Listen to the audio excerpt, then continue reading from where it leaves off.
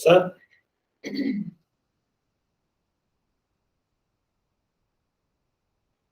All right, okay.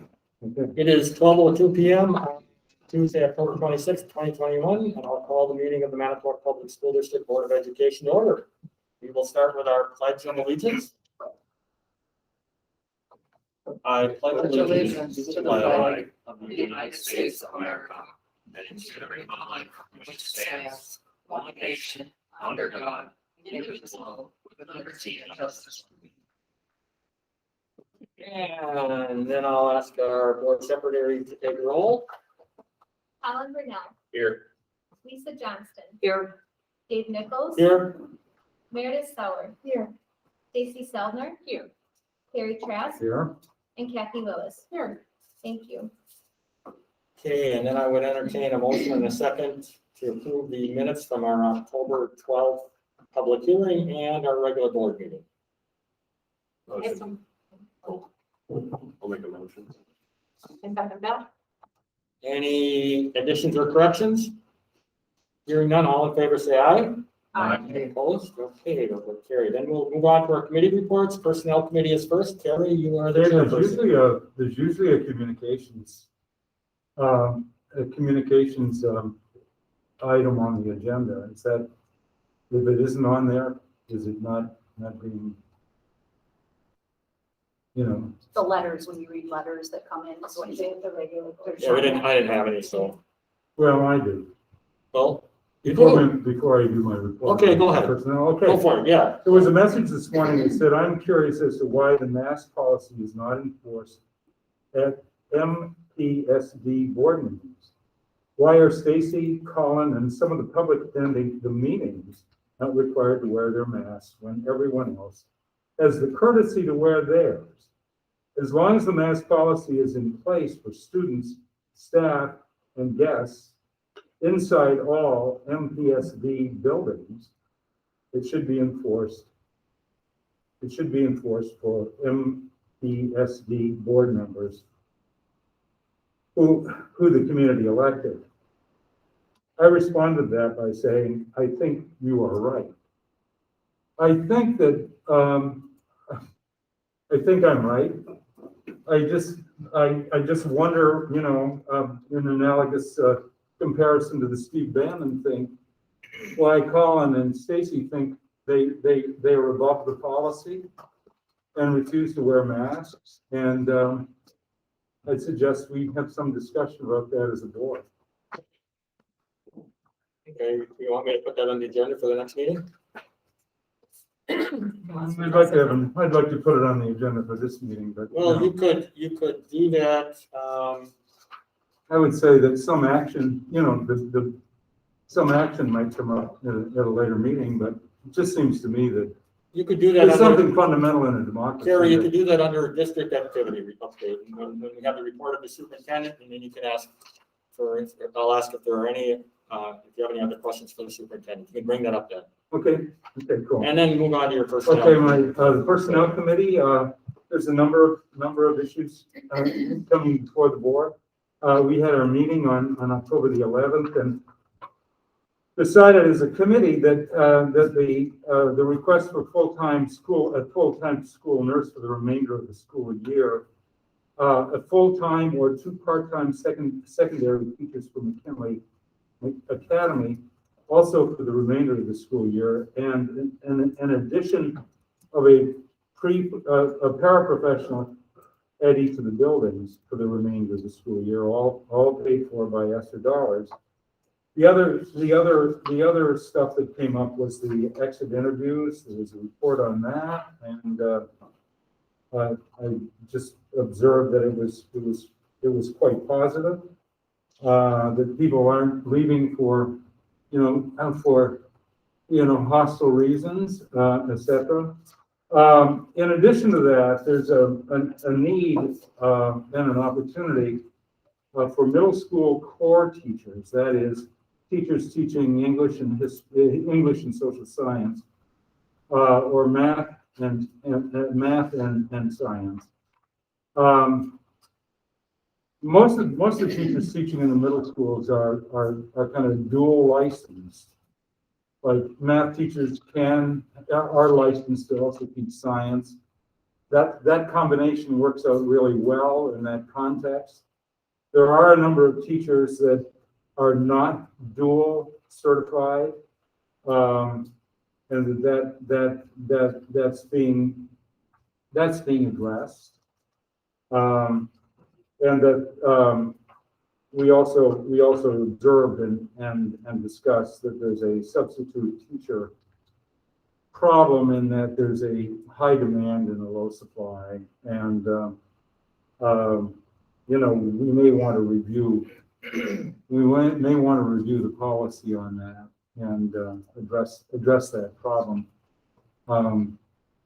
Since the short supply is in some ways imposing on teachers who are already working full-time and then some. And that we want to be fair and equitable, to use an inflammatory word, I guess, fair and equitable to everybody concerned here.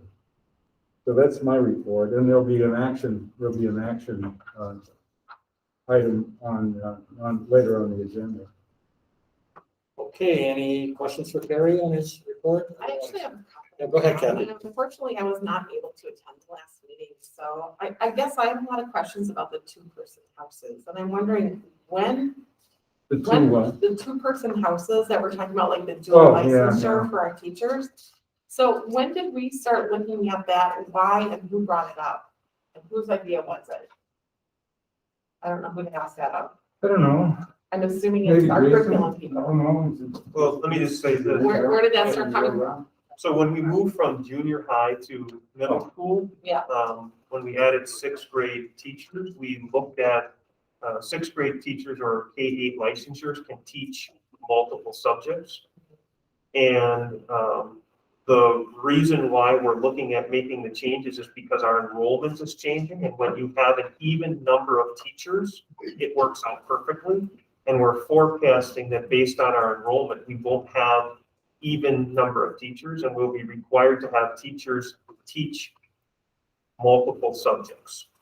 So you may have some of that, but not all of them. And I guess I really question that model, Mark, because when we have teachers who are going to school for, they may minor in something and they may be able to, but that doesn't mean that's necessarily what they're best suited for. So if I have a science teacher who's gone through all the programming for that and has become a science teacher, do I even want them teaching my kids math when that one, they may have a license for it, but that doesn't necessarily mean they're comfortable with it, that they like it, or they're best suited for it. And so I don't know that we're really doing the best things for our kids by having someone teach both math and science. And the other thing is we keep talking about our teachers they have big loads now the way it is, and they have so much to do. So why would they re-burden them with teaching two completely different subjects?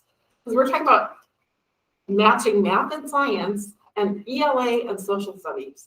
Very, very different subject matter. I don't see that as a very viable program. I think that we're having a lot of teachers who are very unhappy with that. And of course, a lot of them are more experienced teachers. But that only makes sense, right? If someone's been teaching a certain area for a long time, they're going to have to go back either for licensure or go back and like kind of reinvent their entire wheel for teaching. And I think that's asking a lot of the people who've been here for a long time. And why would I want someone who, say, has 20 years of experience in math teaching science? Right. When they're best suited for math or they're passionate about it. If None they of those wanted may to be- teach science, may be the case, though. what's that? None of those may be the case. I mean, Well, do we have anybody teaching just one subject for 20 years? yes, Maybe not. many, many, In the middle school? yes. No, okay. Well, Go there, I think, go there. Kathy, I think that I understand your scenario, but what I would tell you is that the rationale has to do with our enrollment trends. And if in fact, I need you to teach multiple classes because we only have 7 or 6 sections and not 8. And you don't have the licensure to do that, the options are not good. So either the district is going to have 16 in a class in eighth, in a middle school, or we're gonna ask people to teach multiple licenses to give us some flexibility and them some security. So at this point, we're not telling anybody you have to, but we're giving them the option to do so, and we're rolling out a plan to do so, because if in fact it comes up to a time where they don't have the licensure, we don't want that to be an aha moment to say, you're either gonna have to move somewhere else or not teach this, or not teach this subject, and it's 2 or 3 years down the road. So we're trying to be proactive to give people choices. Yeah, Or else I- we would have multiple part-time positions. Well, That would be the other. or I'm even, very skeptical about it, and I'm very skeptical too about how this is good for the kids in our district. And because for decades and decades, we had taught with teachers teaching only one subject matter. So I guess I'm not fully understanding the vision for that and why it's a positive thing. I mean, I never grew up, right? My parents never grew up having teachers teach math and science or social studies and English. And I also know that there's someone in our district who was hired to teach math and science, which is different when you're starting out first year, right? Although she only has a math minor. So I'm not sure that that's the best thing. I think that we need to really evaluate this. But there, it's only 12 out of 43 that are single licensed teachers. 12 out of 43, and you said, well, this is making people unhappy, etc. I don't know, 43 aren't bitching.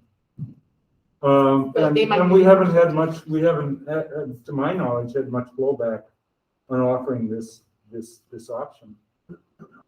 So I don't think. Carrie, And the other thing is that, I mean, this is not graduate school, this is middle school. I mean, to teach math and science at the middle school level doesn't require another degree. It just requires a license. But what I'm saying is you have a teacher saying, and I'm just going to keep using math and science as an example.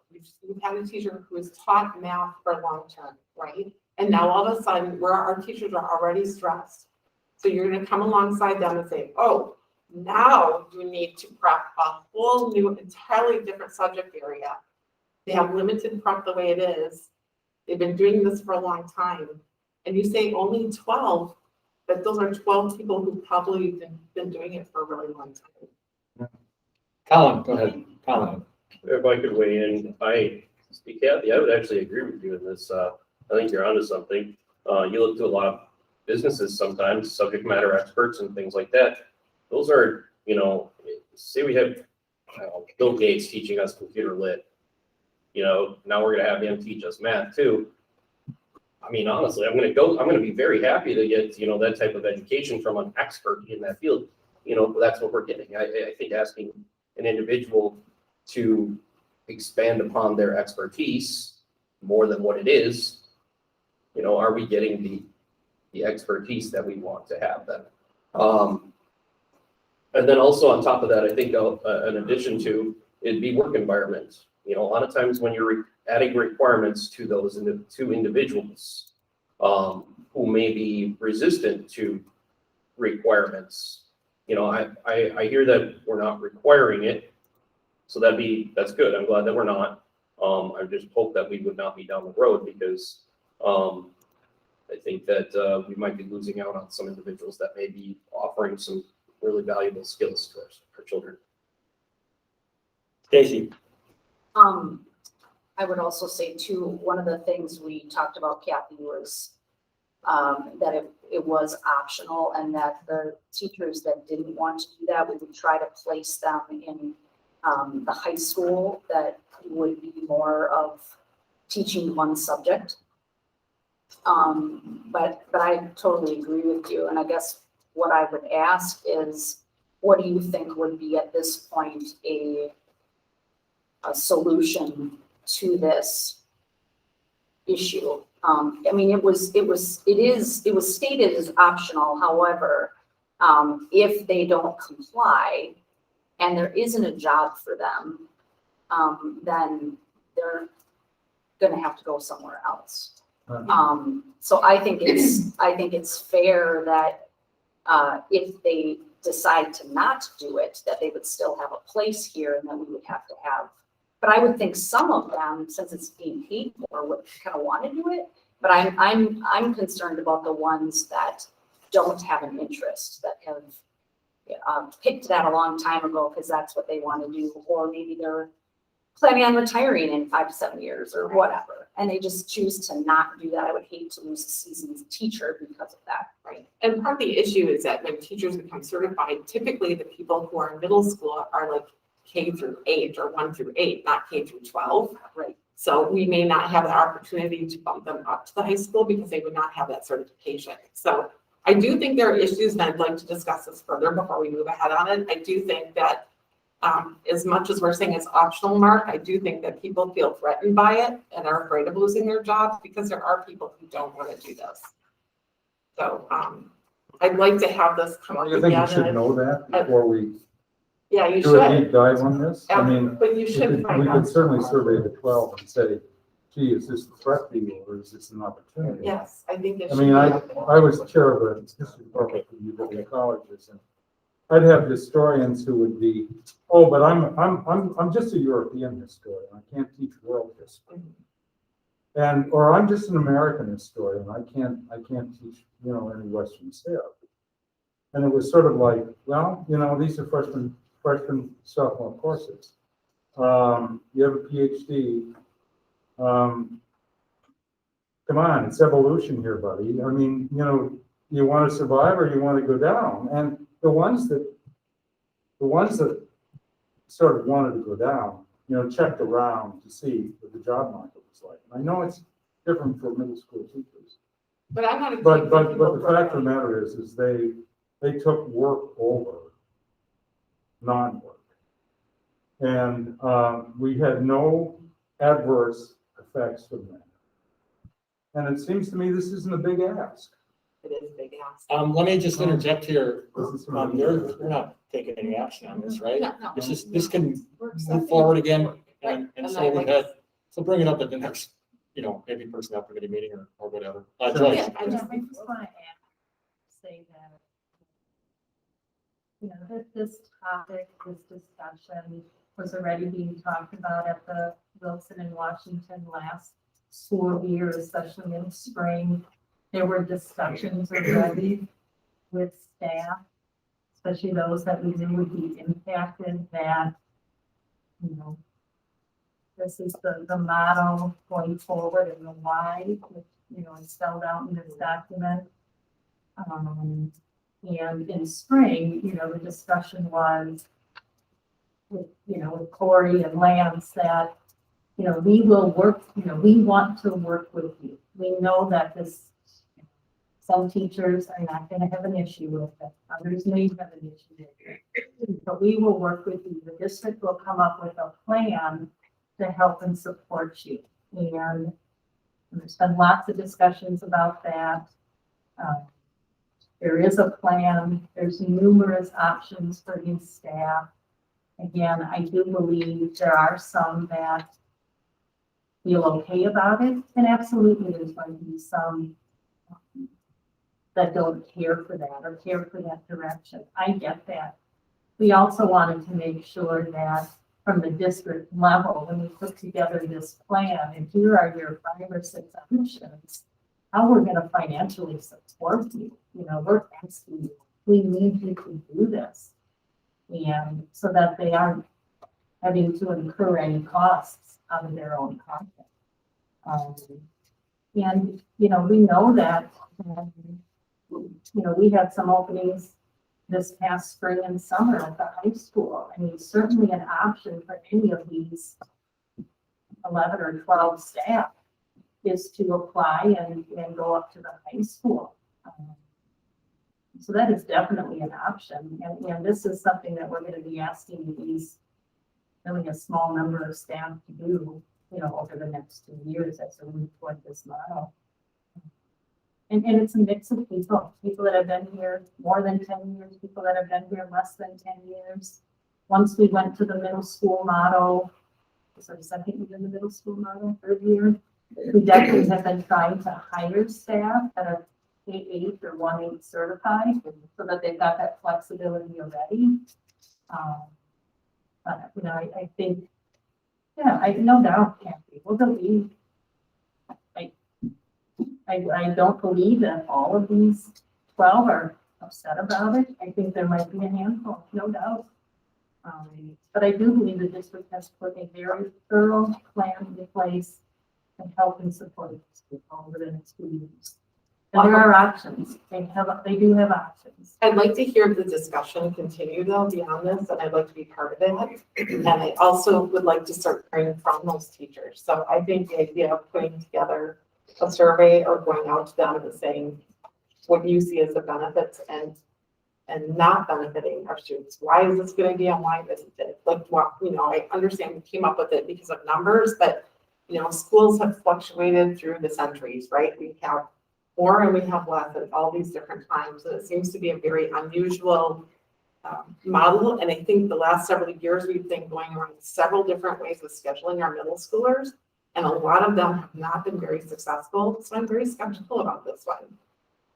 So, anyway, I just hope to see it continue and I'd like to be part of that, so. To add one other thing. Go ahead, Stacy. I think that there should be no action from administration taken on this until the committee is reconvened.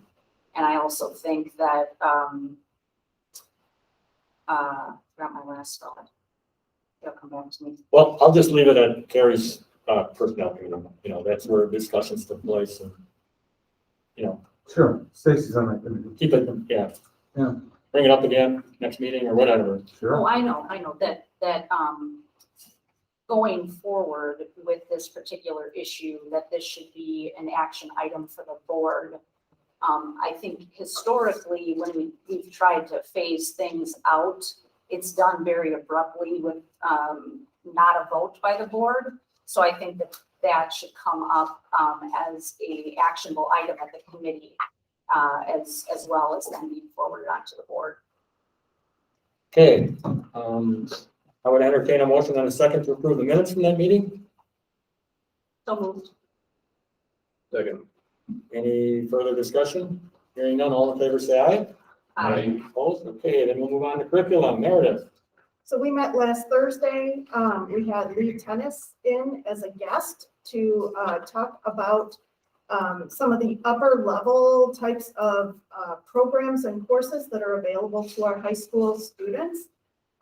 He brought in all sorts of enrollment numbers and credits earned from the Rising Phoenix program, youth apprenticeship, and college here and now, as well as dual credit.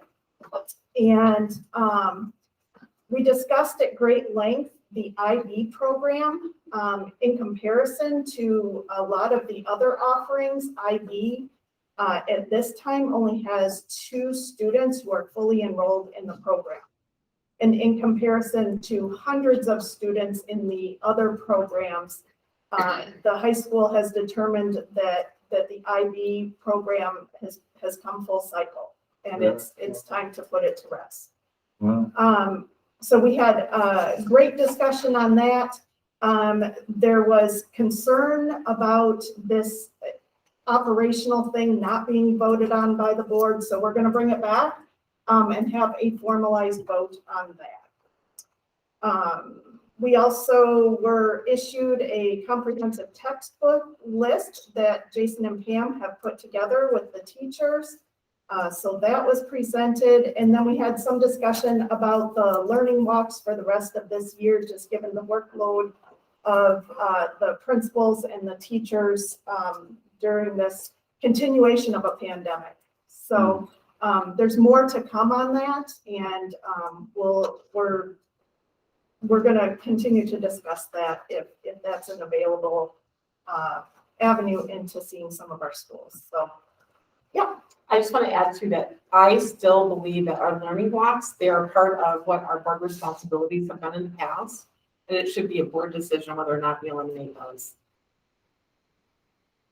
And again, I toggle, some of these things are so operational and some of them are board decisions. And I think this is another one that rides that line, just like the previous discussion and the discussion before that. But it is our responsibility, we're the ones Yep. running the schools, and that's where I Yep. see it. And I And so we know that talked our about teachers compromise. need us there. We Right. talked about a compromise and there's more to come in the future when discussing that. Yeah.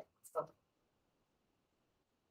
We are going to have another meeting next week, just given some of the timeframes. So, we want to make sure that we get all of the discussion done that needs to happen before, of course, catalogs go out specifically for the high school and the middle school. So, we'll be meeting again next week to go through those. Any other questions for Meredith? Colin? So, as far as the textbooks go, I did see the list. It seemed rather short to me. Given the fact that the amount of books on there didn't seem to span quite length, to quite the length that I would expect.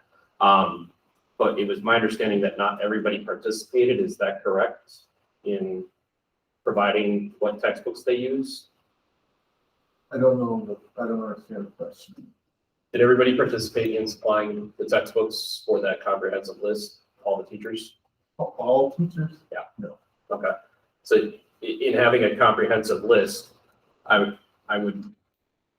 it's not comprehensive then, I guess, if not every teacher is participating in the textbook list. We are required under law to be able to provide that to parents. And I do think that we should have a textbook list on hand to provide parents of what we use. So that we're not at the last minute looking into this. So that's all. Jason, go ahead, Jason. I just wanted to reiterate what we talked about at the curriculum committee was that we've Stacy an email June, July, or August, I don't remember the month, asking for a comprehensive textbook list. That time, we were able to give an abbreviated version based on the textbooks that were adopted in the last 4 years. And committed to, after the dust settles from the start of the year, working with teacher leaders and building leaders to develop a more comprehensive list. So the list that was provided now is on the website, reflects the input from teacher leaders, that SLLs, student learning liaisons, and principals, but does not reflect, as Colin said, a request that we would send out to every teacher. Now, Jason, what's the kind of the process by which, people teaching class, choose a textbook? I mean, it seems to me that when they're purchased by the school system, I mean, they're property here and they're easily to identify and put on a list. But teachers don't have kind of the free and open option of picking their own textbooks, do they? No. So, again, we talked about this at the committee. There's a process to adopt textbooks. And the most recent example would be our Bridges math resource at the elementary. It's more than just a textbook, but it's a good example. And it starts with a review or gathering volunteers from that grade band or content area. Mm-hmm. And for Bridges, for example, we brought in teacher representatives from every grade level, K through 5, and every building. And we looked at the math standards. So there was a common understanding of standards, and then brought in reps from, I think, 3 different vendors that we believe matched the resource to the standards. That team makes a recommendation. In this case, it was Bridges. All the while, we keep the curriculum committee members in the loop. That resource has been made available to the public and the Board of Education for, I believe, 4 weeks for review. At the same time, we did parent meetings here and parent meetings at every building. And finally, we make a recommendation to the curriculum committee to adopt that resource of text. So not surveying all the teachers doesn't preclude the fact that this is a comprehensive list. Yeah, I believe there's two things that we might be thinking about or talking about. I believe, again, as we spoke of at the curriculum committee, that comprehensive list, may there be pieces missing? Absolutely. But I think the second thing that we might be talking about is that many of our classrooms, especially at the elementary and middle level, have classroom libraries. And those are not textbooks. Okay. Those are books that support students reading and writing and engaging in literacy that supports our curriculum. That is, those books are not on that list. Okay. You know, it just seems to me like it would be a very simple solution, Jason, to like email all teachers, not your student leaders or like your SLLs, stating what the statute is, that we have to have this posted. But we don't And have to giving- have it posted. But That's we the should, thing. okay, say that we have it posted. We have to have it available, so Available. that's why is we're making it different. available. Let's say we're posting it, right? Here it is. If you've done, it's not a very long list, it'll be one page. If you have a textbook that is being used in your classroom that is outside of that list, please notify us and add it to the list. It's, you shouldn't be going on and on about this since it's been going on since June or July. This has been months. Like, it's not a really long list. To add several teachers or even several textbooks to a list like that has to be a fairly simple thing. I mean, that's how I see it. I think it could be dealt with in a very small, short period of time. Meredith, you wanted to add something? Yeah, I don't think we can say in one breath that our teachers are overburdened and then ask them to catalog books. Those are, but I'm not done. The law states that it needs to be accessible. So if I, as an 8th grade parent, wanted to know what my child had access to, I could ask those parents. We are talking tens of thousands of books from the library that are accessible that may supplement, right? Right. So not only in a 1st grade classroom may we have hundreds of titles, but we're also talking a lot in school libraries. And that, to me, is something that we should not be expecting our classroom teachers to do. Well, Meredith, I agree with you because actually that's what I stated last week at our meeting. I'm not talking about the libraries. I'm talking about their specific textbooks. But they So if- supplement from the libraries. But I'm just talking about the in-classroom textbooks that we have on that list and adding to it if there's something to be added. It could be a very simple email, and if someone has a textbook to add to it, can be added. I'm not talking about all those libraries, because I I would agree. just be opposed to that because I think you're gonna add a lot of load to individual teachers. that Yeah, I don't see that, to email a textbook that they're using. in But class. it's not a textbook, it's hundreds of storybooks. No, I'm not saying those. I'm saying you don't go there. That's what I had said at our last Okay. meeting. I don't agree with storybooks and those kinds of things. Then we have the I'm talking about textbooks. specific texts. Then we have those. It's not a comprehensive It's list. not a comprehensive list, though. Jason said that himself. Not all teachers responded, so there may be a few textbooks that are still sitting out there that could be added to the list, and we can call it a comprehensive I list. think we're maybe. Hang on here. I'll get you on Colin first, Jason. Yeah. I just want to clarify, I did not say that all teachers did not respond. That's not what I said. I said that we worked through our student learning liaisons and our building principals.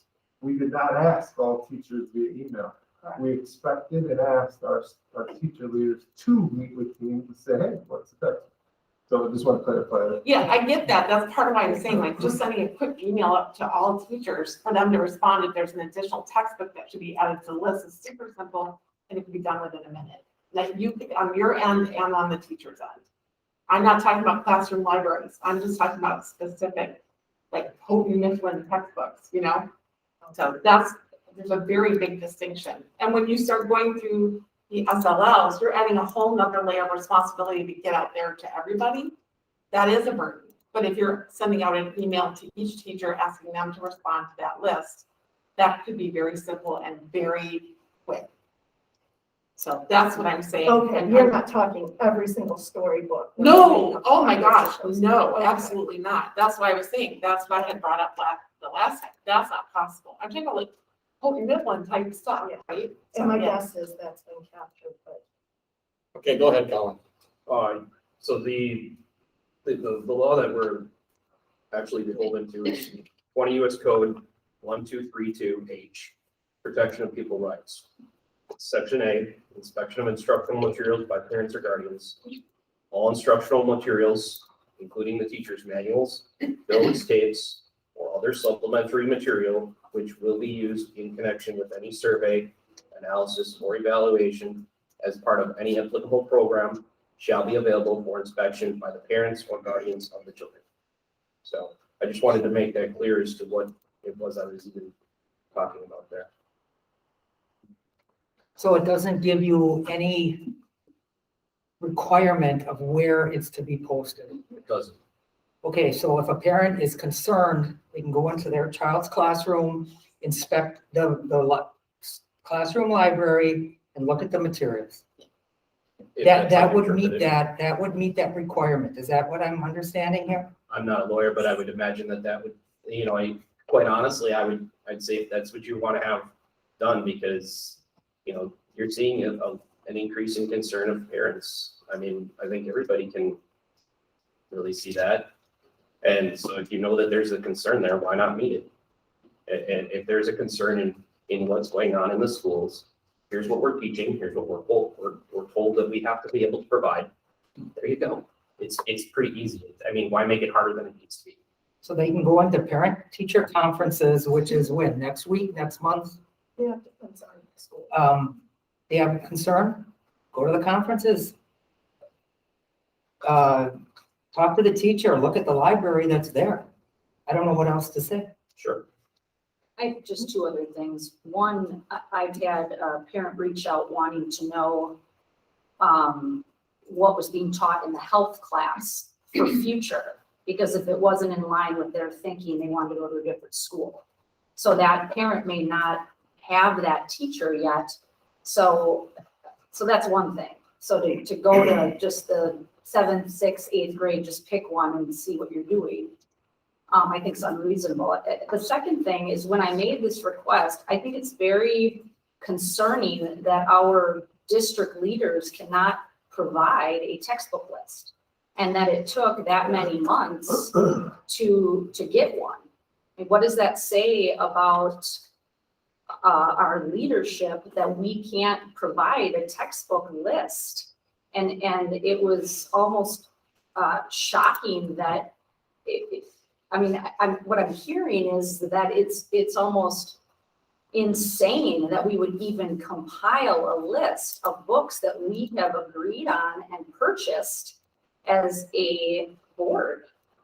So I don't think it's a huge requirement to ask that there is a list of textbooks that we've purchased. That's true. I don't Just get the doesn't make any insane part. sense to me. What's the, I mean, we sort of have that. Right, and all Yeah, we're I mean, asking is to since ensure that it's a since the school comprehensive system owns list. those, That's it. that property, it's like, it should be pretty easy, yes. And I don't think there's any kind of conspiracy behind that not existing. Yeah, It's just- I'm maybe not, it's never there's been no asked for. conspiracy. No, I'm just saying, I think it's good practice okay, that we do this, and that every year we say that we've looked at this, as a procedure. I think it's important. Okay. Yeah. You want to add something, Margaret? Yeah, I would just reiterate that Jason and Pam have made it very clear in several meetings that they cannot control what was done before they came here. They have controlled what they have done since they've been here. And so many of these books go back to 2001, 2005. That was prior to our current directors or any records that have been kept. And so they have kept their records. However, their predecessors may not have kept the same kind of records on textbooks, which is what has caused the delay. Okay, Sorry, just. I'll entertain a motion in a second to approve the minutes from the curriculum committee meeting. yeah. I'll move. We have a second? Yeah. I'll second. Any further discussion? Hearing none, all in favor, say aye. Opposed? Okay, we're finally through our committees. And we'll go to the report of the superintendent. That will be see here, personnel report. Joyce, Thank you. So no addendums today, just the personnel report that would have been in board book on Friday. I'll pause and send us if anyone has any questions. hearing none, I'll entertain a motion and a second to approve the report. Anybody want to make a motion and a second? Okay. I'll second.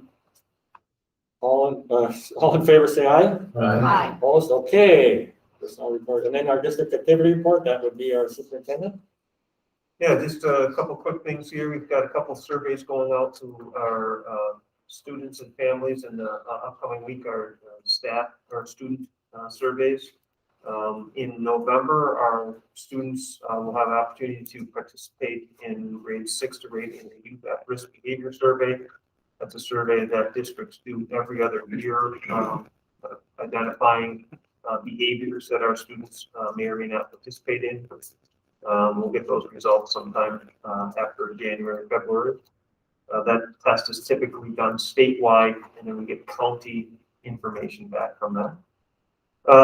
Lots of positive things going on in our schools. We had a one-act play and a music concert this past week or so at Lincoln High School. Our fall sports are concluding. Got a few folks that are still volleyball teams participating, cross countries and states on Saturday. And who else? We have volleyball, cross country.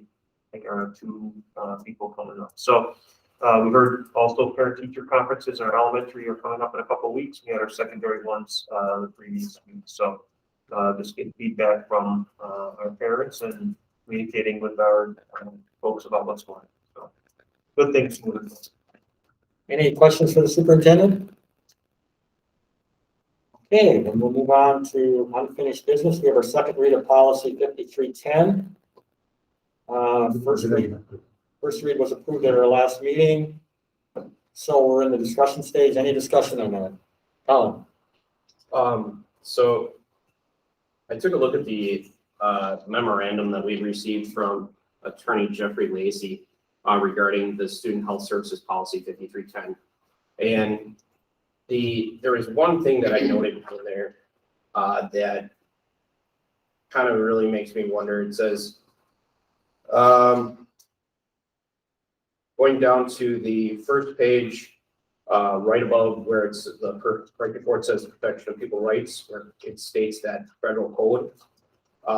It says, rather, it requires that a school district provide notice to parents/legal guardians if the district plans for such examinations of students.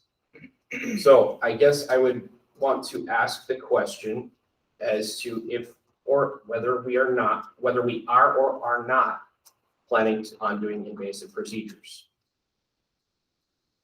We are not. So therefore, if we are not planning on doing invasive procedures, according to the recommendations put forth by Jeffrey Lacey, the attorney that we had suggested to move forward on this, or to advise us, he's saying that we do not have to have such policy according to if the district plans for such examinations for students. Am I wrong in asking that? I guess I would articulate Jeffrey Lacey is not our attorney. That's the information that was forwarded to the committee a while back that has responded to this. So I can't speak to that. Why were we provided this attorney's memo then if this was not somebody that we're supposed to be looking for reference for? Because multiple school districts had public people asking about this policy. Right. And so that attorney comes from WASB, the School Board Association's attorney, and so they recommended that we include this in our case. Who did? WASB said, hey, if you have any questions about this, here is an attorney, Wisconsin attorneys who represent some school districts, didn't happen to represent our school districts piece. Mm-hmm. So that's why that was included in the conversation. Okay. So in that thing that WASB has recommended for us to look into, here, if you have people asking about this, use this. Yeah. And this person has stated you only need to have this policy if you're doing these things. So would it be fair to conclude that WASB is saying you only need this policy if we're having these procedures in our district. Except it doesn't say that. It says if the district plans for such examinations. And I don't know, maybe that would occur at some point. And then if you do plan those, then this is the procedure to follow. But then that would back policy, because right now it's. That's the way I read it, Tom. Sure, and I understand that. I guess I would be looking to see, we don't have it. You know, everybody, and I'm not gonna speak, I can't speak for everybody, but it sounded like everybody felt that this is some pretty strong language in this policy that should we maybe have this, and that's why we referred back to have this reviewed. And so now we're being told we don't necessarily need to have this policy unless we're having these examinations. So I have this policy then. I'm confused. Well, I don't know, is a COVID test invasive? I guess it is, isn't it? I mean, they stick the thing up your nose. I mean, I've had a couple of them.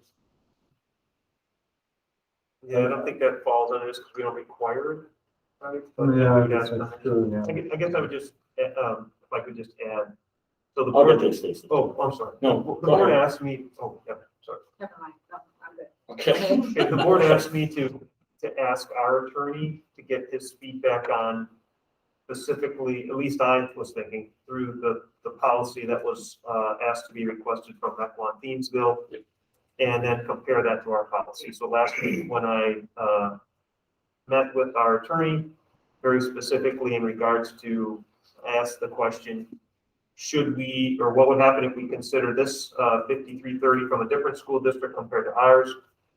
Is ours the one that has been approved for the first read? Any concerns that you have? The feedback that he gave me was that the first thing that he, as an attorney, realizes is that the policy that was brought forward from Mequon Thiensville was adopted in 2015. And this policy that we're looking at is adopted later than that. There's likely federal law that has changed between that point and this point. He said, I would not recommend the district adopt a policy that is out of date. That was so from, if you want to hear from what an attorney is saying, this policy is 2015, you have an up-to-date policy. He also said that Neola, the company that he works for, is one who vets some of the policies, and Neola is going to continue to look at this policy. However, this policy meets all the state and federal obligations that school districts are required to, and would recommend that we adopt current policy. So that's from Bob Burns, the district's attorney. That's the feedback that I was asked, I think, to get from. As long as you don't have, you know, Dr. Mengele as the superintendent, I guess. I mean, it's not threatening, but the language is pretty disturbing, I must admit. And Mark, Stacy, did you go say ahead. that this attorney works for Neola? This attorney works for Davis and Keelthal, and Davis and Keelthal is one of the, Davis was a large attorney firm, is one of the firms that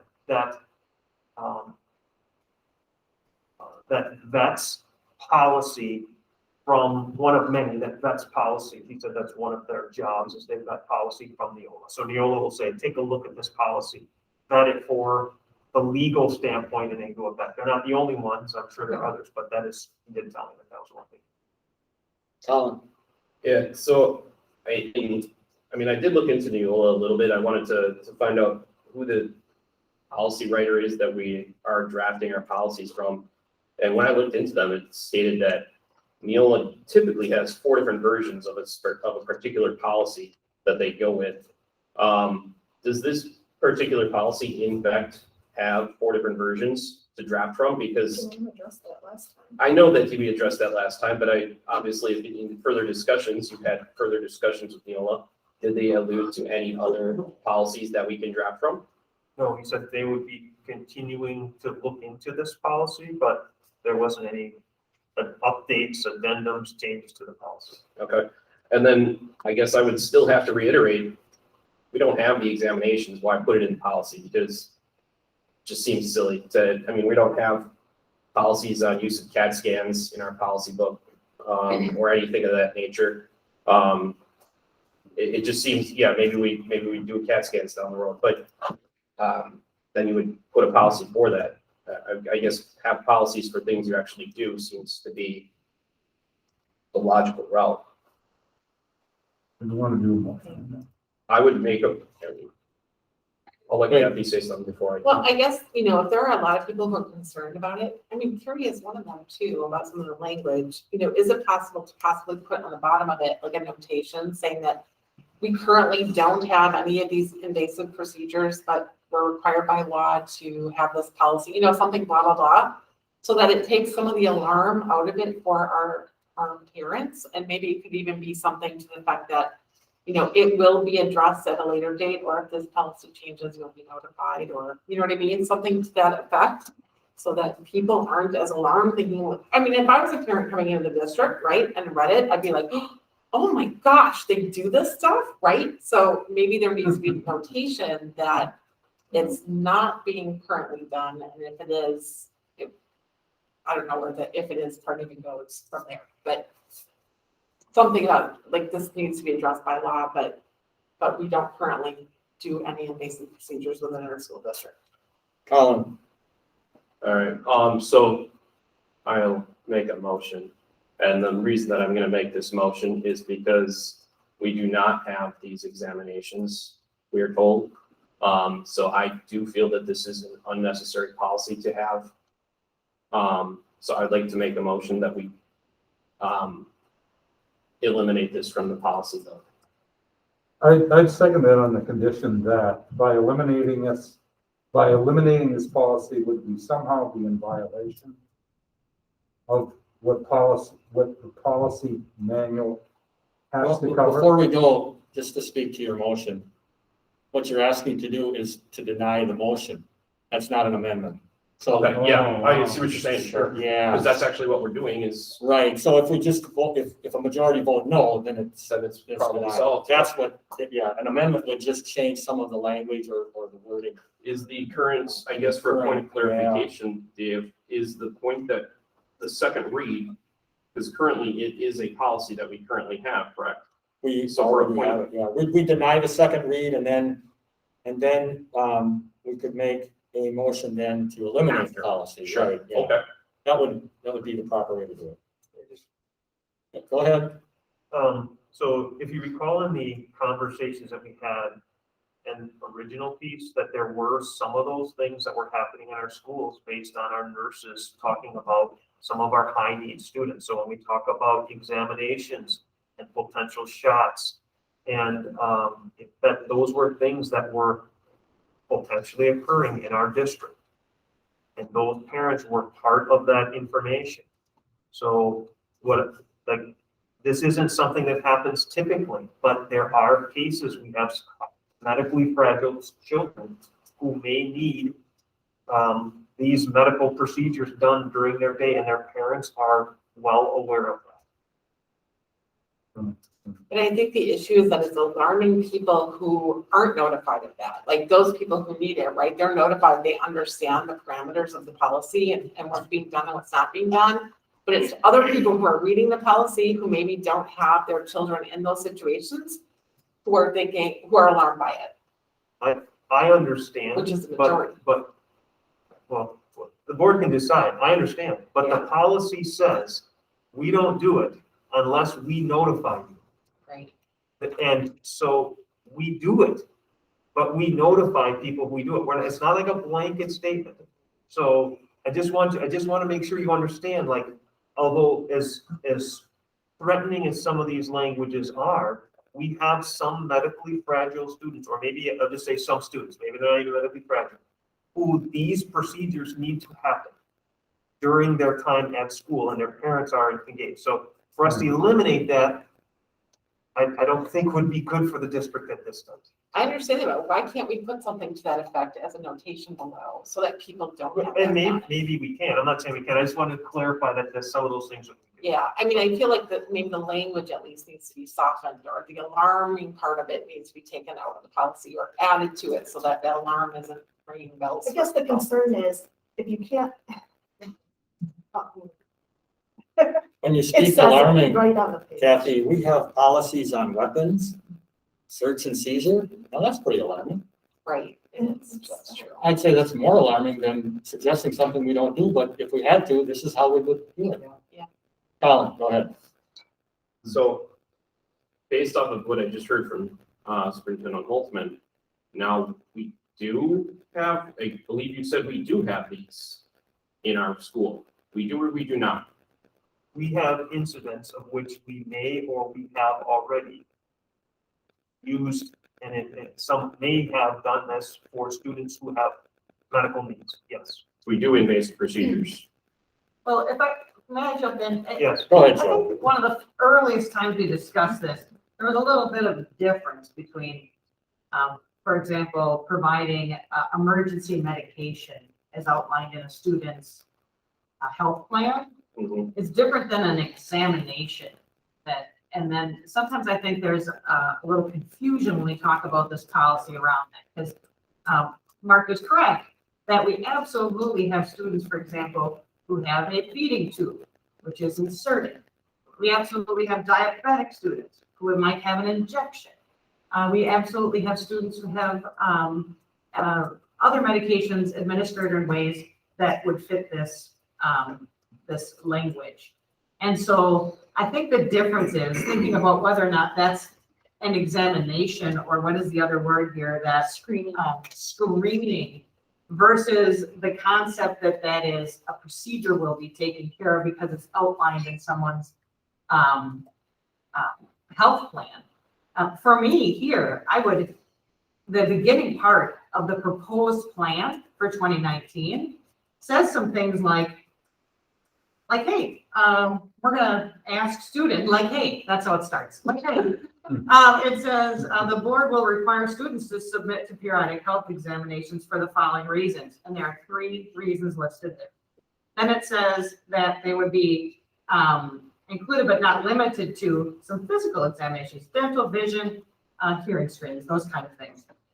I think the rest of the policy, from the way I read it, and part of the great reason that we have all these different people together, so we want to say, just because I think of it this way doesn't mean you do, but they're saying what we're not going to do. We're not going to do these other things that involve insertion, incision, injection. We're not going to do those without informing parents. That's how I read this policy.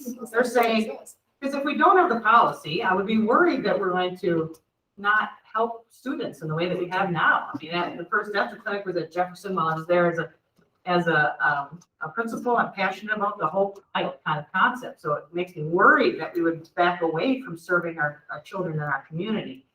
And so the way I read the policy is, these are things that we're going to do, and these are things that we're not going to do without notice to a parent. And I think that in some cases, people are reading that a little differently, and I respect that. That's why we're here to have this good discussion.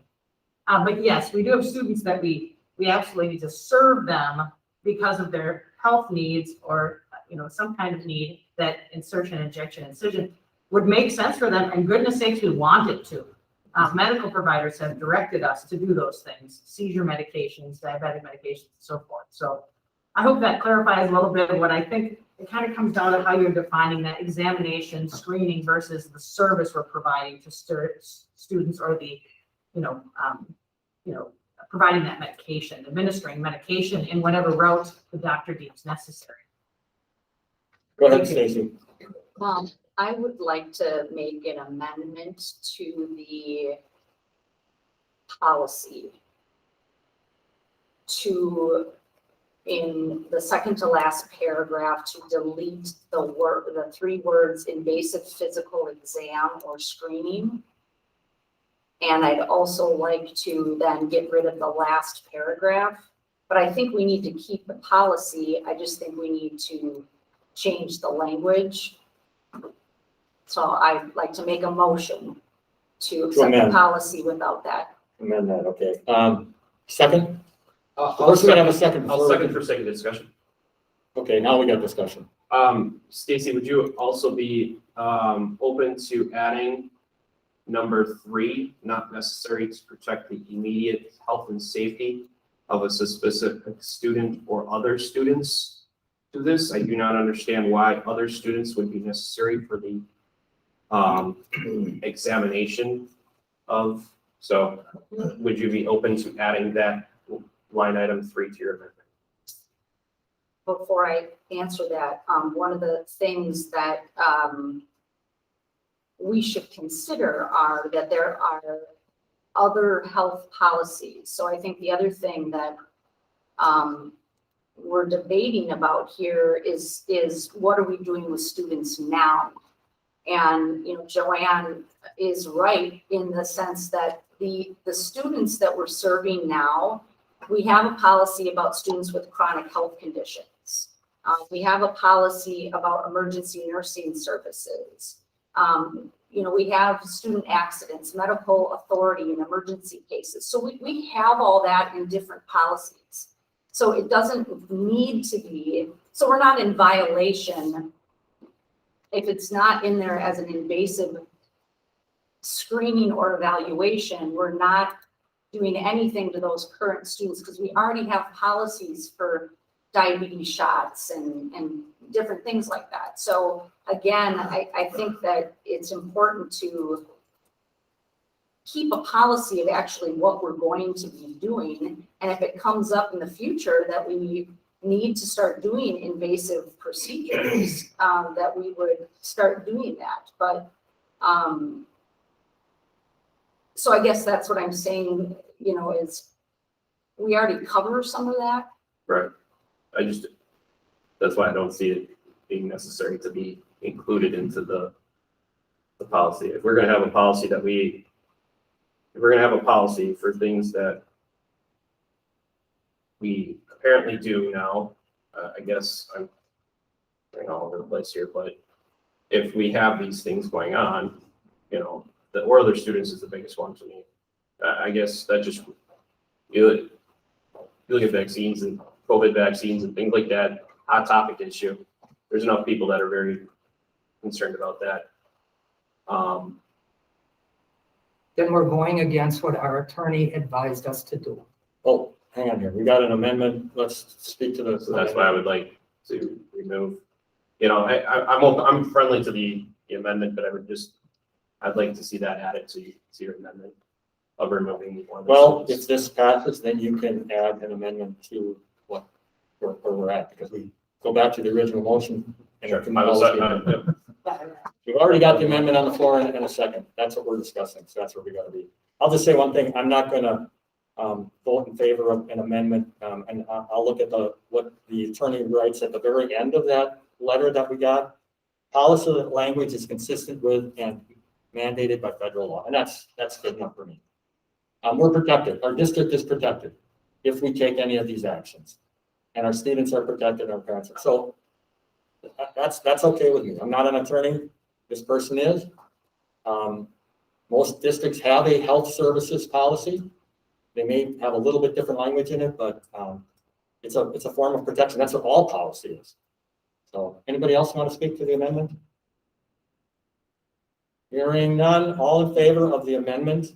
Do we want to revisit what the amendment is so we know what it is, or do you understand it? Please.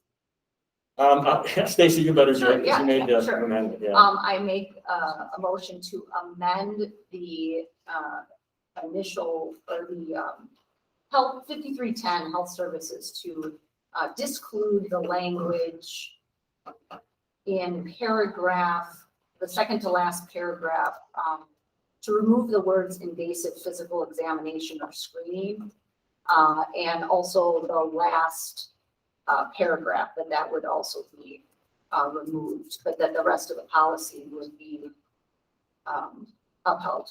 Okay. All in favor of the amendment, say aye. I Opposed? No? No. Okay, that amendment fails. We're back to the original motion. Did you want to make an amendment to it?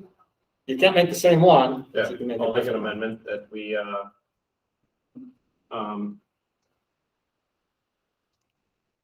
it's just gonna fail, but whatever. To eliminate, line item 3 of the, not necessarily to protect the immediate health and safety of a specific student or other students. Okay, do we have a second to that? Second. Okay, now we have discussion on that. It's your, The reason I'm adding it is, you know, I don't feel that we have to have a policy about how us, you know, how we handle a medical situation affecting another student. Because we have, I guarantee you, that protected in other areas. You know, we have also, you know, and going back to the other thing that we have, the emergency nursing plan. We have an emergency nursing plan that's on our agenda today. Mhm. And a lot of a lot of things that are gonna be, you know, required are gonna be in that as well. So having things that are non-emergency, that are going to affect other students, if somebody can tell me what that would maybe be pertaining to, maybe I would withdraw my motion, but I don't see where that would pertain to something. I just asked, go ahead, Kathy. if it's redundant, what does it matter? I mean, you're saying that it's covered in other areas? Draws concern, no, it doesn't, it is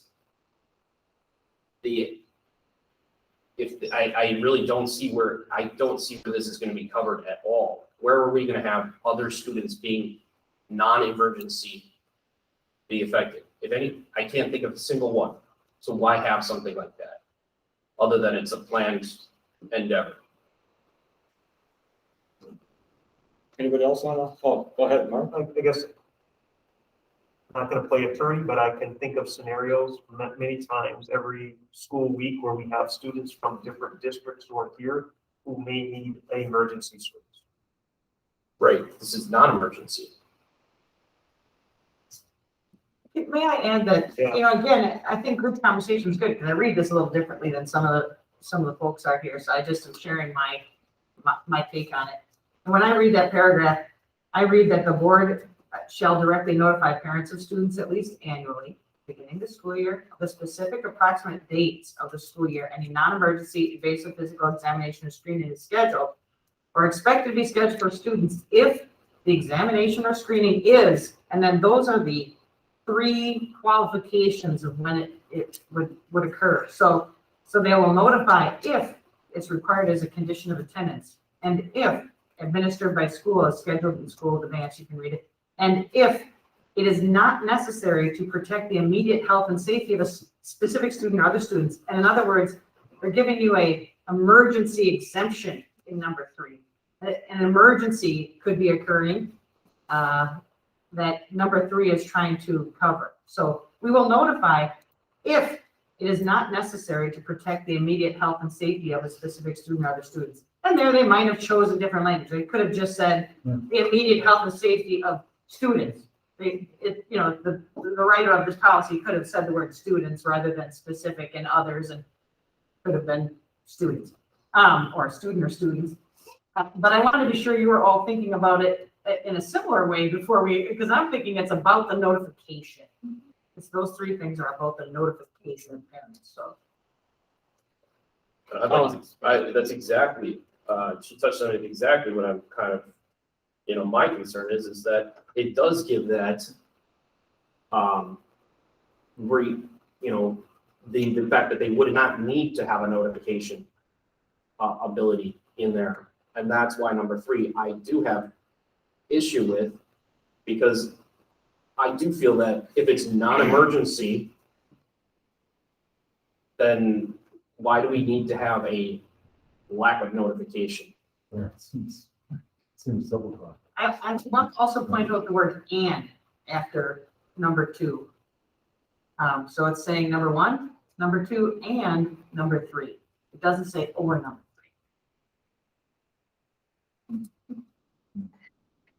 3. Any further discussion on the amendment? All in favor? That, You're gonna have to repeat it, David, because we're so confused. it's number, it's number 3 on The motion that I'm proposing is that we remove number 3, line item number 3, from policy 5310.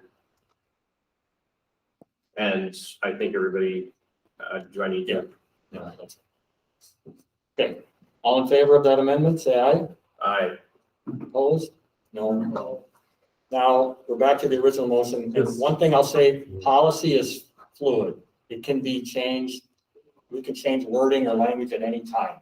So the fact that we might approve this as it's written doesn't mean that at the next meeting or a committee meeting, it comes up again and we relook at language and say, maybe it's better written this way, because this is what's presented to us.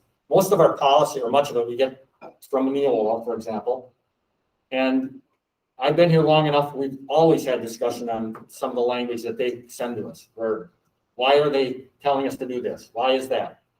Some of it is because it's general policy for all districts. But then there's times where it's specific to our own district. So if you object, and I'm not assuming anything here, but if we approve this, it can be changed. Certain parts of it can be changed in the future. It's not fixed permanently. Right? Yeah, So, I worry about tinkering on specifics and implications it has for the whole. I'm not suggesting we do that. I'm just Yeah. telling you, we have that ability to do that. Yeah, So so I'm in favor of just so you know. Okay. Any further discussion on the original motion, which is just the second read of policy 5310 as it was originally presented? All in favor, say aye. Aye. Opposed? No. No. Okay, 5310 is passed. Now we can move on to new business. Terry, we'll go back to you. We have three different yeah. areas that Right. we need to just let us Yeah. know what we're doing with that. Full-time school nurse. We need to approve of a full-time school nurse. You want to consider that all at the same time? We'll just take them separately. Take Okay, each full-time school item nurse. separately. Yeah, Um, for the remainder of 21-22 school year okay. Any discussion on that? and Any the questions? 22-23 school year. Any Okay. questions for Carrie on that or any discussion? It's already motion and second, so we're in the discussion stage. Go ahead, Colin. And these are all funded through ESSER dollars, correct? Rest of dollars, yeah. Now, I believe it was brought up in the last meeting that there would be, these positions would not be brought forward unless, or they would not be, their contract would not be Yeah, it wouldn't be. brought back into the numbers, Yeah, right? Yeah, Unless, After- and that would be brought in as new, right? Am I correct in? Yeah, it'd be a new action. Okay. I mean, the condition is that, you know, they're funded using ESSER dollars is part of that, is part of the motion, that we authorize the hiring of full-time school nurse for the remainder of 21-22, 22-23, funding using ESSER dollars. And those positions would then, those requests for those positions would still go to personnel committee, correct? Sure, after Right. 23, yeah.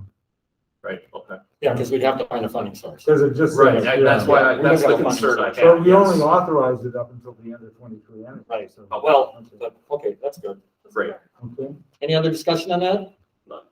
All in favor, say aye. Aye. Opposed? Okay, then we'll move on to the next one, Carrie. A full-time or two part-time secondary school teachers for McKinley Academy, virtual charter school, with a focus on subject area, math and science. Also, you know, funded by using ESSER dollars. So this is just, and this one's just for the 21-22 school year, I think so, not the 22-23. Okay. yeah. Because of the number of students that are in those classes. Okay. They're really well. All right, any further discussion on that? All in favor, say aye. Aye. Any opposed? Okay, and then number 3, Carrie? An addition of a paraprofessional in each of the buildings for the remainder of 21-22 school year, funded using ESSER dollars. Any discussion on that? All in favor, say aye. Aye. Opposed? Okay, then we move on. A lot of new business. Then I guess I turn it over to Angela, because we've probably got B and C, right? Yes, correct. Okay, adjustments to the 2021-22 budget and the set the tax levy. Yeah, so in board members, included a memo outlining all of the changes, the final changes to the 21-22 budget.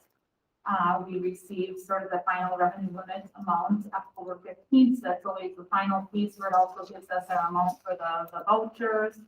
You know, just really the final on the state aid, overall revenue limit and the voucher represents. So With that, we're able to sort of finalize things. We also had sort of an unknown exemptions with open enrollment that came in. That's a one-time exemption. So as I had mentioned, we have potential for some more aid from the state to come in, $125 per pupil, but that's not confirmed. We won't know for a little bit yet, along with this one-time exemption. So it's great news that we're able to balance our general operating budget for the 21-22 school year, or fiscal year. But, you know, we do know that looking ahead to next year, that we won't have those monies included in what we have next year. Now, the amount that we receive for the open enrollment exemption, you know, when you spend any money that we spend as a district, we get aided on. So, you know, that's the best thing that we can do at this point, in using the dollars that we have, is just work our best to, you know, maximize our potential to be aided more in the future. But just in the revenue limit itself, we didn't receive any per pupil increases, and as part of the biennial budget for the next year, there are no increases per pupil slated. So that is just very concerning for us when we look at, you know, just every district looks to give their staff increases to meet the standard of living increases. You know, we'll be able, you know, to consider those yet, but that will mean that we'll have to go into fund balance. So overall, with the summary of the budget, I outlined that in here. So the overall budget,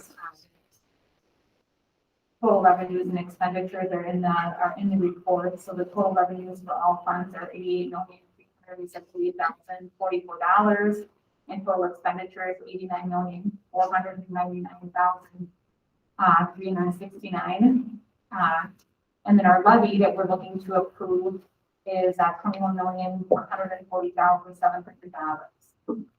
So that's just what we're looking at. Overall.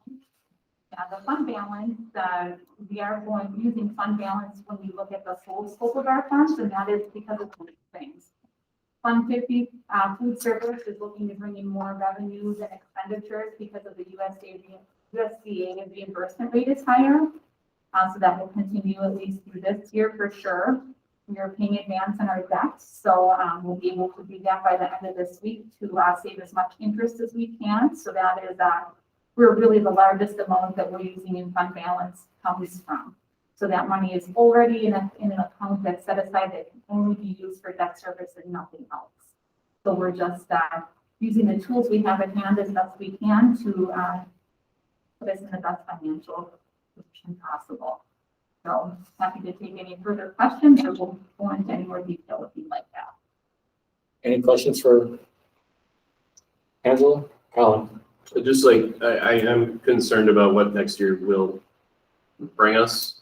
So I would just like to add to that, knowing that we very well could have that budget shortfall in the coming years, just that I hope that we are starting to work on plans already to address that. Correct. And we do have, you know, it's just something we're going to have to start talking about early, and we know we have the benefit of not having a biennial budget, you know, waiting for that news, which we waited all the way until July. We already know what we're looking at now, so we can look at that and know what we have at hand. And just a little side note, just to add in, I did forget to mention just that our mill rate is going to be that $7.42. Now, that's a really big thing too, just because it's the lowest in over the at least 37 years that we have in BPI history. But so sorry to kind of swing around in that, but yeah, we do have very careful discussions that we have to have about that, and just to keep in mind as we move forward. Anything else? We do need to approve the adjustments to the budget. Okay. So I'll need a motion in a second. I move that we approve the 2021-22 Manitowoc Public School District budget adjustments as presented in accordance with section 65.90 of the Wisconsin statutes, which includes expenditures in the general fund of $70,545,238, Total expenditures of all funds of $89,499,369. And total revenues of $88,378,044. With a tax levy of $21,140,700. Yeah, thank you. And a second, do you need to do? I'll second. Okay, any further discussion? Hearing none, all in favor, say aye. Oh, we need a roll call vote, that's right. Oh, Lori? Colin Brunel. Aye. Lisa Johnston, Yes. Dave Nichols. Yes. Meredith Sauer. Yes. Stacy Selner. Aye. Carrie Trask, Aye. Kathy Willis. Aye. Okay, that's why we have it in capital letters in red, right? Okay. And, I guess set the tax levy? Yes, and then also included in a, just as I mentioned a little bit already, so our levy is looking to be, or the total levied amount at $21,140,700. That'll bring our mill rate per thousand to $7.42. So, undoubtedly the lowest in 37 years at least, and probably 4 years on top of that. So it's really a celebration for taxpayers. That they can just know that. So our value went up, but just or the levy went up, but the value also increased. So that still brings up the mill rate. Okay, I need a motion and a second to approve the tax levy. Motion. I'll second. And then a roll call vote. Got it. Colin Brunel. Aye. Lisa Johnston, Yes. Dave Nichols. Yes. Meredith Sauer. Yes. Stacy Selner. Aye. Carrie Trask, aye. Kathy Willis. Aye. Okay, and then finally, under new business, emergency nursing services plan. Yes. Who wants to tell us about that? Go Yeah, I'd ahead. be happy to. I hope you had a chance to review our emergency nursing services plan. I want to mention that we feel very lucky that Dr. Green from our community is open to being our medical supervisor. He does that as something that he volunteers to do for us. So thank you to Dr. Green. I also am sure that you noticed on our plan that we have a handful of very hardworking nurses who worked on this plan, and Dr. Green also has reviewed the plan. I bet that when you reviewed it, you noticed that there was a section about some administrative portions and some things about topics such as medical emergencies and activation of emergency services, lots of information about medication administration and the procedures surrounding that, as well as some information about EpiPens, what to do if there would be a medication error, how we take care of things on field trips, and also disposal of medication. I certainly would welcome any questions someone might have. This is something that we would be needing to make a motion in. This is all new. It is not. Oh. Each year we do the emergency nursing services plan. And it is required that we update it yearly. Just an editorial change. UW Manitowoc no longer exists. It's UW Green Bay, Manitowoc. Yeah, thank you. I'll find that on there. Let me see where you know which page that was? Yeah, right. It's under administration. It's two. You got it. Second. Thank you. page, Yeah. We'll make that change. And Carrie, I think we have a policy that allows for those types of changes. They're called technical I changes. just said it was an editorial. Yeah, I know, I get you, but we don't have to do We it don't as have a to policy debate thing. it. Yeah, go ahead, Colin. Go ahead. I have a great deal of respect for Dr. Green. I think he's a great doctor, very intelligent. My kids go to him. And he's very, very, I like the fact that knowing that we went also included outside of our experts to get kind of other feedback in it from the community as well. One thing that I was wondering, going back to that 5310, could some of those things be added to this nursing plan to bridge that gap that maybe some of the concerns were felt? There isn't a limit to what we write in the emergency Yeah, nursing that's services plan, so that would be up to the board in their discussion. some things that must be included, Yeah. but I don't know of any regulations that say what we cannot include in addition to that. It's just an opening. Oh, Stacy. So this is another one of those things where I do believe should go to committee first. And so I would ask that this go to the committee so the committee can look at what specific changes were made and have those recommended to the board prior to us voting on those. Which committee would do that?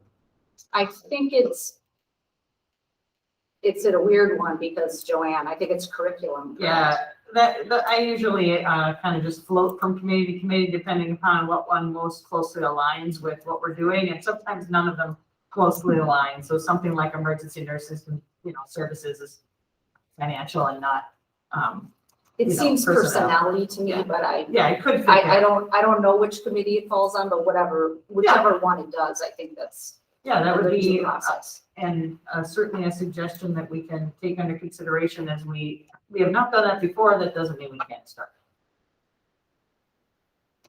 I don't know, I didn't see anything in here that I would object to, so I'm fine with it, so. I'd like to, I understand what Stacy's saying though, so like maybe if we could just approve it this time because it's here before us now and say that in the future, these should be going through committee first. Otherwise, again, I'm using the word redundant, but I feel like otherwise we're just going back over it again unless somebody has an objection about something in the break account. I don't object to it going to committee, I mean, in the future. Right. No, this is I look entirely through it, I'm new. comfortable with it, because Since well, I've seen this every year, This is so entirely- it is entirely- I don't see any significant changes that have ever been made to it in my time here, so. But I get what you're saying, maybe next year we could find the appropriate committee and just send it to the committee first and then have them approve it and then bring it forward to the board. Alan? Well, I mean, we currently have a plan, right? We have the plan already in play and, we have months left of the, left of this year, the 2021. I guess, and I do, hear what, Stacy's saying. I don't see why we couldn't just go down that route. Put it into the committee and we have the plan. All we're doing is continuing on with the plan. Why couldn't we do that? It was October of 2020 that I have dated the last plan, so I brought it to you again in October. But again, that doesn't mean we can't keep our current plans like. When does the current one expire? Well, I didn't look at the exact date that we discussed it at the board meeting, but it's dated 10/2020. So it's possible that it was that first November meeting or would have been October. I would have to have us go back and look at when it was on, which exact date it was on the agenda. But either way, we're into November, then we're beyond that date. If we Yeah, took it to committee and came back. I don't see anything I object to in this, and I just feel like it's kind of redundant at this point. I totally agree about bringing it forward in committees. But, gosh, you guys, we have so many other things we'd like to address that can we just move on from some of these more simple things and start talking behavior plans and, other things like that will take time than taking up our time with things like this. How I see it. Sure. And I guess going to that, I have things that I have concerns about. I know that there are things that you have concerns about. And, obviously if there's somebody that is on the board that has a concern about something and would like to see that brought before a committee, I don't see that is asking too much, especially seeing as how we have something that is in, it is already being covered. So we're protected, it's not like we're without a plan. If they just wanted to maybe take a deep dive and discuss and have those discussions, that'd be an opportunity for that person to maybe bring some things up. I guess it's just, it's continually said, we need to work together. So I guess this would be one of those things where we work together, and if somebody has a concern, then we just put it through the committee so that it can be worked. Right. But my concern is that we may be expiring because if it has to go through committee and then come back to us for a board, we'd be into November. Does it have an expiration? Well, that's Well, always been. it's required that we do it annually. That's the only language I'm aware of. So I don't know that it has a specific. That's just what you know, to expire on. I can tell you if it comes to curriculum, we wouldn't be addressing it until late November, which would put it back here in early December. So my question is there something in here that we object to? Yeah, I was gonna say, I mean, I don't see any red flags to, to slow this process down. Is I mean, there there is something a that kind of a committee's going tendency to in this find board. right now that we're going to have to modify in this nursing plan? And we're not nurses. I would say that the problem is that no one knows here what was changed. Did you ask the director? Those of you that maybe have been here for years and have seen this document and obviously have it in a special file that you refer to every year, it's good practice when these things are changed that we look at them and see the changes rather than just, again, rubber stamp everything that comes through from administration. It is our job to look at policies and procedures. And all I'm asking is that our team leaders bring it to committee. Let's look at it. Let's look at the changes so that we can say that as a committee, we did take a deep dive on this, whether it's 2 sentences, and that we brought it to the full board and that we're in agreement or not in agreement about it. I don't feel like I have enough information to be able to vote on this when I've never seen this document ever before in my life. I don't think it's good practice, and that's all I'm saying. It has nothing to do with nobody did a good job and they're trying to sneak things in. It's about doing due diligence, and that's all I'm asking. Can we approve this and then move forward with a reevaluation within the curriculum committee, just so we're covered for now? And then maybe, the next, like into the beginning of December, or whatever it is, look at it again just to make sure. And then that way we can be provided with, say, the last year's material versus this year's. Would that be possible? I've said this many times and you've all heard it. It's fluid. Anything we approve can be modified or changed at any time in the future. Nothing is permanent. All right? So let's get past that at least. How do you do this? Do you make a motion for that, or Well, do we just? we have this item on the floor, okay? Okay. Yeah. And because it's on the floor, we can make a motion in a second to approve, or well, we'd have to have a second to approve it, and then vote on it. And then if it's approved, then you can bring up a motion on how you want to proceed in the future, yes. Okay. I'll allow that. Fine. We don't have our motion yet, though. I'll make a motion that we approve. Okay, second? Okay, now discussion, go ahead, Colin. I was just gonna make a motion that we move to committee, but, so obviously, I will not be voting in favor. I do agree with, Stacy. We feel that we need to do our due diligence to things, whether we would agree with them or not. I personally don't see any issue with these. However, I do feel that if, there is, especially with, the comparison aspect, I don't know what was changed. Maybe some things could be added, but, that being said, I think that's why I would be sitting and moving this to committee. So. Okay, any further discussion? I just have to say, again, like many other things, I am not a medical professional. I'm not a doctor, nor am I a nurse, nor am I a director who knows all of these things. So I'm going to just trust and vote forward that due diligence has been done. Yeah, we can't micromanage every single thing. We just can't. It's above our expertise. Sure. So if you have a question, and if that is your doctor, children's doctor, make a phone call. But that's what I mean. It kind of allows, in hearing that, in talking about that, it kind of allows that dialogue to be had. Say, I have this coming up. I can give that child's doctor, my kid's doctor, hey, Dr. Green, what were your thoughts on some of this stuff here? Because, like I said, I have a lot of respect for the guy. He's a great doctor. He's a very intelligent man. And I know our nurses are probably very well qualified as well. But that being said, then you can have that discussion a little bit easier. But we can't keep micromanaging this as a board. We have so many other important issues to get to. So Joanne, what changes were made besides the one you have to make with UW Manitowoc? Yeah, I was just gonna say, I don't have a copy that I could lay left and right and speak I exactly. mean, we have this discussion here that there's Things these like- changes we're all worried about, but we don't know what they are. What are they? If there was nothing changed in the content that, I would expect to have any, raise any flags. I was just looking at the last one and this one and trying to see if I could do what you're asking in the moment.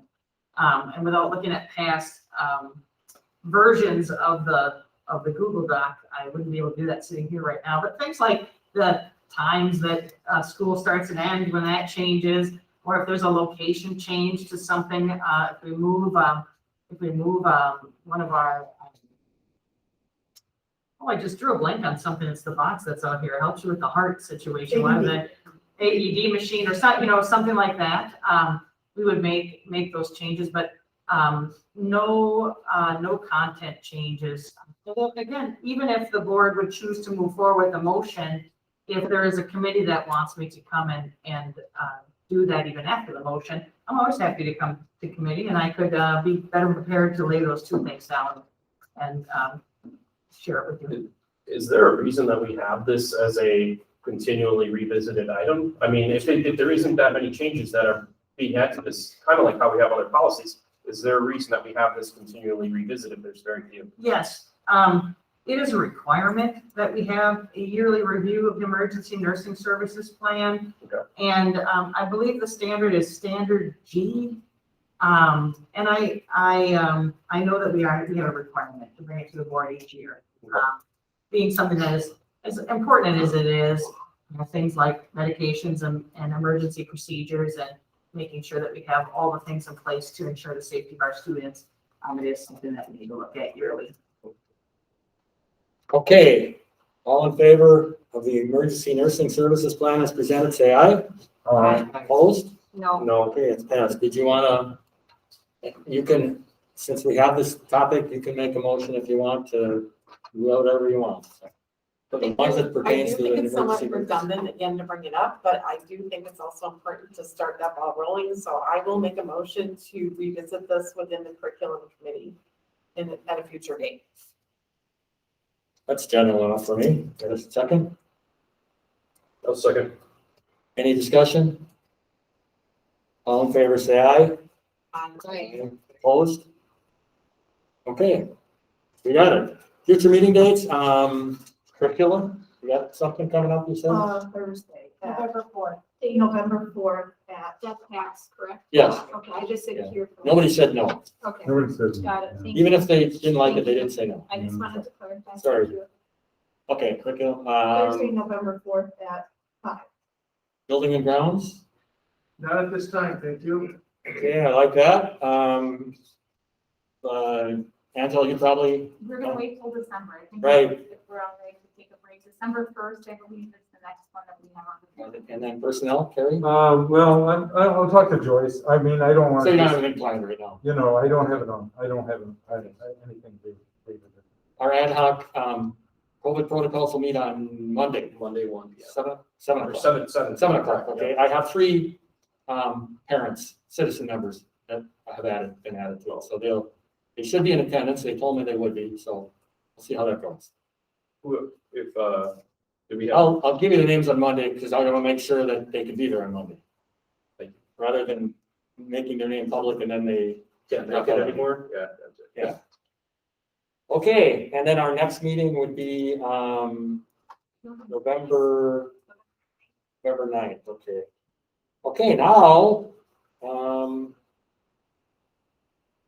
closed session. The Board of Education will vote to convene in closed session for the purpose of considering the following matter. Contract terms of the Manitowoc Public School District Superintendent. This meeting is authorized pursuant to section 19.85, parentheses 1, parentheses C of the Wisconsin statutes. I need a motion and a second for that. Any nomination, make a motion to go into closed session? Yeah, almost going. Anybody second? I'll second. We need a roll call vote. I caught that one. Yeah. Colin Brunel, Aye. Lisa Johnston, Yes. Dave Nichols. Yes. Meredith Sauer. Yes. Stacy Selner. Aye. Carrie Trask. Kathy Willis. Aye. We are in closed session. Like a 3-minute recess. Yeah.